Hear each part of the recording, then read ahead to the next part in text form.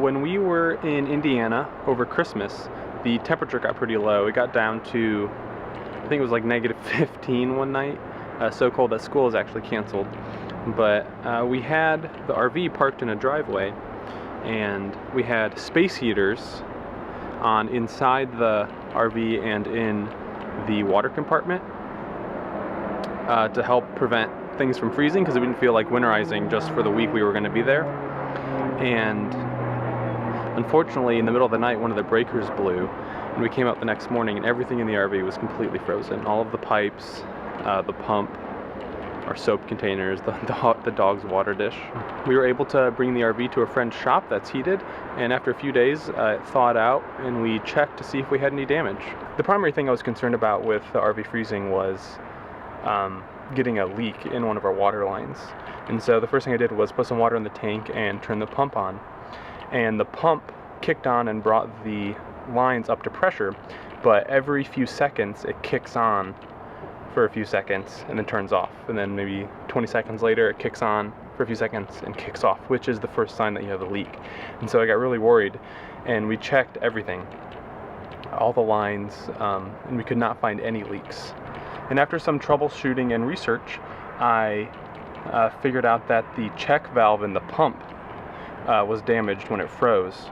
And so when the pump's on and the lines have pressure, some of our pressure is actually bleeding through the pump and back into our water tank. And so we don't actually have any leaks because all the water is leaking back into the water tank. Alright, so the water pump is coming up to pressure.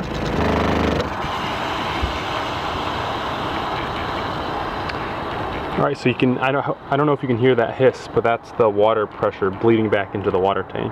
And the water pump is going to kick back on in a second.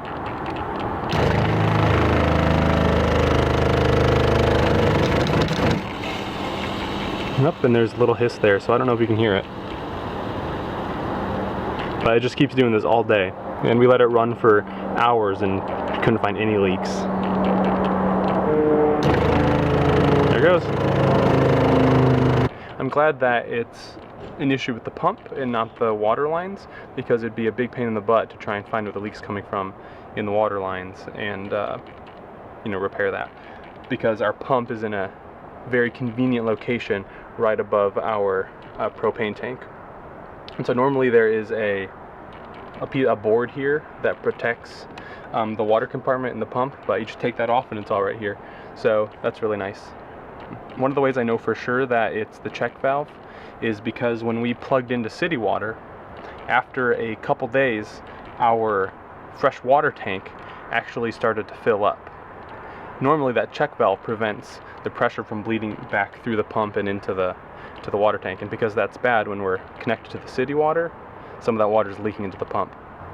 I think the easiest fix is probably going to be to get a separate check valve and install it in the line that leads from the water tank to the water pump, and I think that will prevent that pressure from bleeding back into the tank. So I'm going to head to Lowe's and see if I can't find something.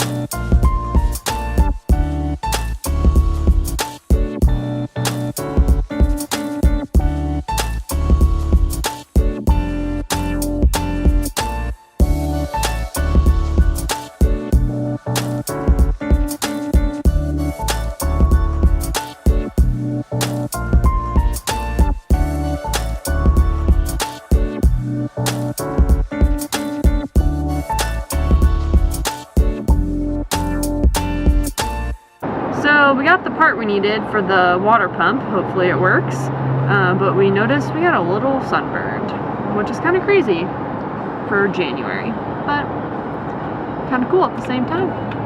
Alright, so I was able to fix the issue. All I had to do was simply install a check valve between the water pump and the water tank, and that's it. And now it's maintaining pressure and I have no leaks, and it seems to be all good.